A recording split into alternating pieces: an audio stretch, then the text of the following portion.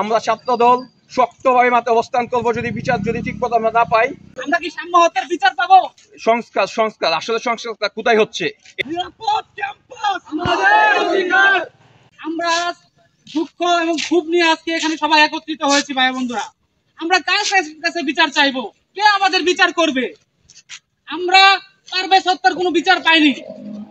আমরা গতকাল সাম্য হত্যা হয়েছে, আমরা কি সাম্য হত্যার বিচার পাবো? আমাদের প্রশ্ন থেকে যায়। এই জুলাই আগস্টের আন্দোলনের ফসল হচ্ছে ইন্টারিম সরকার।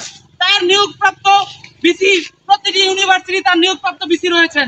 তারা কি আমাদের নিরাপত্তা দিতে পারছেন?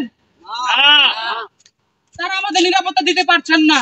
আমি এই সভা থেকে প্রতিটি ইউনিভার্সিটির বিসি এবং আমাদের শাহজালাল বিজ্ঞান ও প্রযুক্তি বিশ্ববিদ্যালয়ের সম্মানিত বিসি স্যার এবং সম্মানিত প্রক্টর স্যার আপনাদের বলতে চাই, আপনারা প্রত্যেকটি শিক্ষার্থীর নিরাপত্তা নিশ্চিত করুন।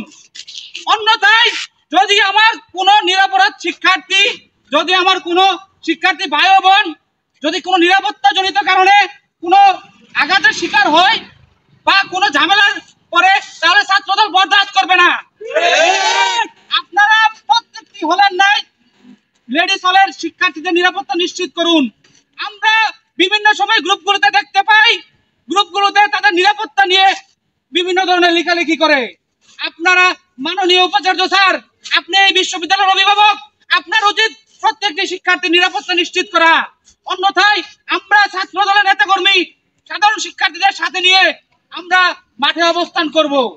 গতকাল দেখেছি স্যার এফ রহমান হলের ছাত্রদল প্রকাশনা বিষয়ক সম্পাদক শাহরিয়ার আলম সাম্য ভাই খুন হয়েছে। এর আগেও দেখেছি যে পারভেজ ভাই প্রাইম এশিয়া ইউনিভার্সিটির পারভেজ ভাই খুন হয়েছে।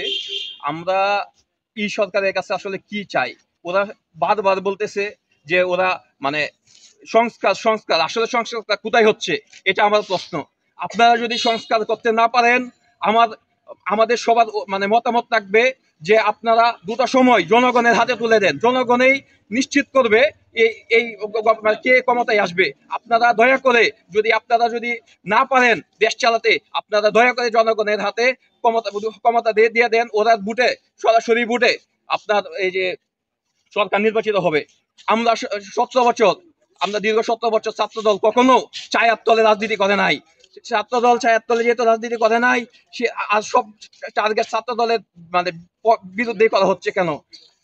আমরা আপনারা দেখতে পাচ্ছেন যে পারভেজ হত্যা যেভাবে হচ্ছে, সাম্যের হত্যাও সেই ছুরি আঘাতের মাধ্যমে হচ্ছে। আমি কি এটা বলতে পারি যে আপনার এটা কি পরিকল্পিত হত্যা? যদি পরিকল্পিত হত্যা হয়, আমরা ছাত্রদল শক্তভাবে মাঠে অবস্থান করব। যদি বিচার ঠিক মতো আমরা না পাই, এবং ছাত্রদল কিভাবে প্রতিরোধ করতে পারে এটা জনগণ সবাই জানে, এবং ছাত্রদল কিভাবে প্রতিরোধ করতে পারে এটা মোটামুটি আমরা দেশের মানুষ সবাই জানে। তো আমি চাই এই সরকার জনগণের হাতে ক্ষমতা তুলে দেয়, কারণ যাদেরকে নির্বাচিত করবে সেই সরকারেই ক্ষমতায় বসুক।